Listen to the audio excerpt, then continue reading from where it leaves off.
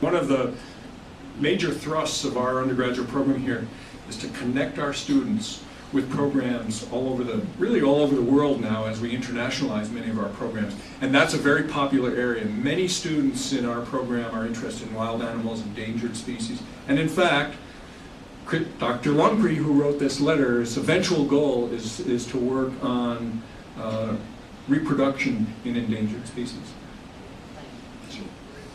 Yes, Richard. Larry, do you have any hopes for something that could be funded, some dream you have that could possibly be realized through the capital campaign forthcoming? How much time do we have? Thank you, Richard. I'll repeat the question for those who couldn't hear in the back. Richard asked if I had any dreams or hopes for activities that could be a piece of the capital campaign. So I'll tell you one that's really near and dear to my heart right now, and where we're working quite actively to talk to folks, and it touches on animals. And it's a program called the Companion Animal Science Program, if you will. So we do not have a School of Veterinary Medicine at Rutgers University, and to build one would be prohibitively expensive. And I'm not fully convinced that we need one. But we have something else that's tremendously important, and that is, one, we have a vast number of pets out in the communities here, many of them in households where there's not a long tradition of providing professional veterinary care. The melting pot that New Jersey has brought together many folks with very different traditions and backgrounds in this area. What we also have is a very engaged student body in animal science who want to give back to this community. So one of the programs we're trying to establish is a training and internship program that would take our students and put them out into the communities to educate the folks in the community about animal nutrition, animal health, preventative veterinary medicine. So that's an area where we're very actively seeking support. And then as an allied component to that, as we reshape the future of the animal science department, and we look at tremendous opportunities for dogs as not just as companion animals, but as service animals, whether it's for this, of course, we're all familiar with the seeing eye dogs and the terrific job that they do. But there are dogs that are used for so many other areas: search and rescue, assistance for the hearing, and a wide range of service activities that these dogs can be used. We would like to build a program to be able to train trainers. In other words, to have a curriculum where students come into the animal science program and learn to become trainers of animals of that nature. So that would require some significant capital investment. So that's the one right now that's nearest to my heart as an animal scientist. I have a long list of other ones that I can talk about that address extension and agriculture and youth development and many, many others, but that's the most exciting one for me. Yes. So the question is, over the past few years, there's an impression, if not in fact, a sense that the number of tenure-track faculty have been or are being replaced with lower-paid individuals to deliver courses, the part-time lecturers, using graduate students for teaching instead of faculty. And is there anything that we can do to reverse this?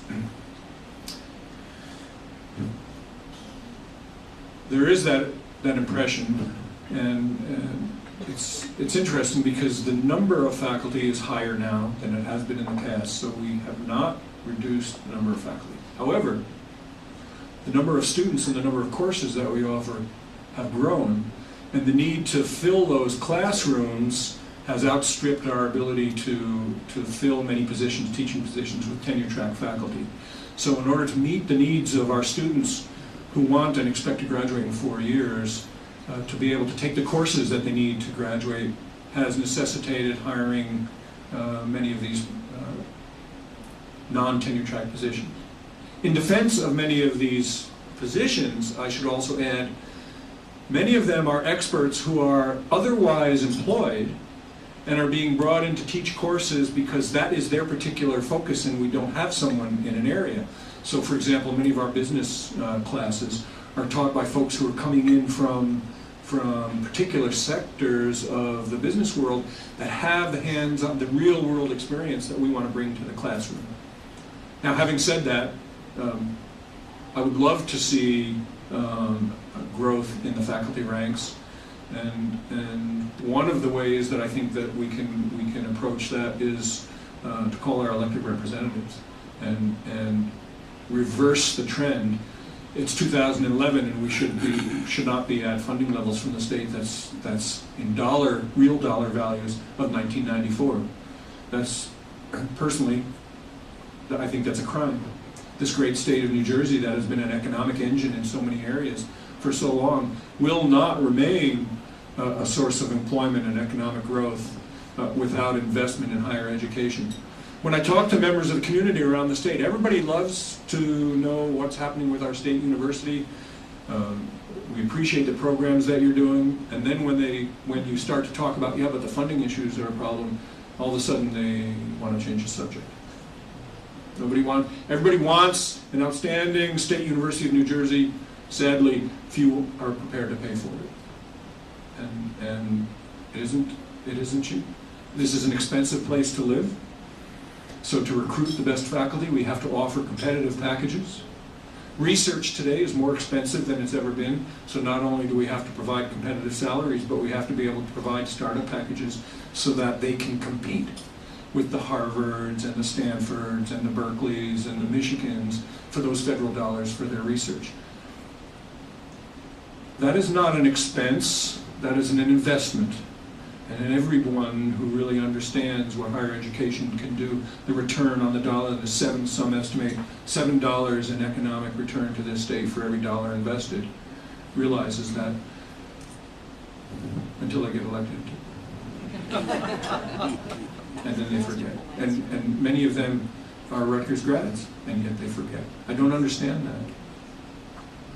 So what we can do is recruit your help to communicate with our elected representatives in Trenton, and to recruit more members of the Colonel Henry Rutgers Society.